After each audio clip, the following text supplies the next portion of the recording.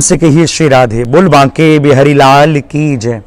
आप सभी जैसा कि जानते हैं, कार्तिक मास दिव्य पर्व इस समय मनाया जा रहा है और इस कार्तिक मास में कार्तिक स्नान होता है, दीपदान होते हैं, अन्नदान होते हैं और जिसकी जैसी सामर्थ्य है वो अनेक अनेक विधि इस कार्तिक मास में, पुण्य मास में दान किया करते हैं। तो सबसे बढ़कर इस समय जो दान है वो दान है दीपदान का। कार्तिक मास में अधिक से अधिक दीपदान होते हैं, जिसमें 3 दिन बहुत बढ़ चढ़कर दीपदान होते हैं, जिसमें एक धनतेरस, दूसरी रूप चौदस और तीसरी दिवाली का वह दिन जिस दिन सब जीव, समस्त मानव दीपदान करते हैं, अपने अपने घरों को सजाते हैं। एक भाव यह भी रहता है कि भगवान राम 14 वर्ष के वनवास के बाद घर अयोध्या वापस आए थे, तो उनके स्वागत में भी दीपदान होते हैं और सब लक्ष्मी की प्राप्ति के लिए भी अपने घरों को दीपों से सजाते हैं। जैसा कि आप लोगों ने सभी ने सुना, मैंने थंबनेल में ही लिखा है कि धनतेरस, रूप चौदस और दिवाली के दिन जलाए हुए दीपक जो मानव जलाते हैं उनको कोई भी फल प्राप्त नहीं होता। उन 3 दिन मानव जो भी दीपक जलाते हैं उसका फल मानव को प्राप्त नहीं होता। अब आप सोच रहे होंगे ये कैसी बात कह दी, हम लोग तो इन्हीं 3 दिन दीपक अधिक से अधिक जलाते हैं। तो मैं आपको जरूर बता दूं, जब भगवान श्री वामन ने राजा बलि को 3 पग भूमि का दान मांगा, राजा बलि ने 3 पग भूमि का दान दिया और उस 3 पग में ही संपूर्ण त्रिलोकी को नाप लिया था, सब कुछ नाप लिया था। अब भगवान ने सोचा कि इतना सब कुछ मैंने इससे लिया तो इसे क्या दूं, तो राजा बलि को सुतल लोक दिया। कहा, राजा बलि तुम सुतल लोक के राजा बनो और यदि तुम्हें कुछ और चाहिए तो बोलो।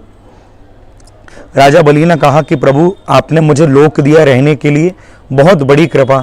जैसे 3 पग भूमि आपने मुझसे मांगी तो मैं भी चाहता हूं कि 3 दिन आप मुझे दान दें।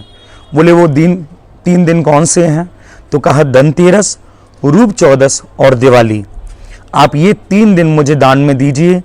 इन 3 दिन जो भी मानव दीप दान करेगा उन दीप दान का फल मुझे प्राप्त होगा, उस मानव को नहीं। पास खड़ी हुई लक्ष्मी जी बोलने लगी कि भैया ये क्या आपने मांग लिया, धरती पर रहने वाला जीव सबसे अधिक दीप दान तो इन 3 ही दिन किया करता है और इन तीनों ही दिन के फल को आपने ले लिया तो मानव के हिस्से में क्या आएगा, उसे क्या मिलेगा। तब राजा बलि ने कहा कि बहन, जो भी मनुष्य इन 3 दिन दीपक जो जलाएगा उसका फल तो मुझे प्राप्त होगा, लेकिन जब वो आगे समय चलेगा, यही कार्तिक मास जब आगे चलेगा और फिर कार्तिक मास में वो पूर्णिमा आएगी, जैसे कार्तिक पूर्णिमा कहते हैं, जब वो कार्तिक पूर्णिमा आएगी तो कार्तिक पूर्णिमा के दिन किसी जलाशय के पास, किसी नदी के पास, किसी सरोवर के पास, किसी कुएं के पास यदि कोई जीव एक भी दीपक जलाएगा तो उसे एक दीपक जलाने के फल स्वरूप ही करोड़ों करोड़ों दीपक जलाने का फल प्राप्त हो जाएगा, करोड़ों करोड़ों दीप जलाने का फल प्राप्त हो जाएगा। क्योंकि जो पूर्णिमा आती है, इस पूर्णिमा को केवल पूर्णिमा नहीं कहा जाता, इसे देव पूर्णिमा कहा जाता है। तो कार्तिक मास की पूर्णिमा पर यदि हमने दीप नहीं जलाया तो हमारे जो हमने दिवाली पर, धनतेरस पर, रूप चौदस पर जो दीप जलाए हैं उनका कोई भी फल प्राप्त नहीं होगा। यदि हम उनका भी फल अपने जीवन में प्राप्त करना चाहते हैं तो हमें कार्तिक पूर्णिमा के दिन भी दीपदान करने होंगे। तो आप सभी वैसे तो दीपदान करते ही हो, लेकिन कार्तिक पूर्णिमा के दिन दीपदान जरूर करो।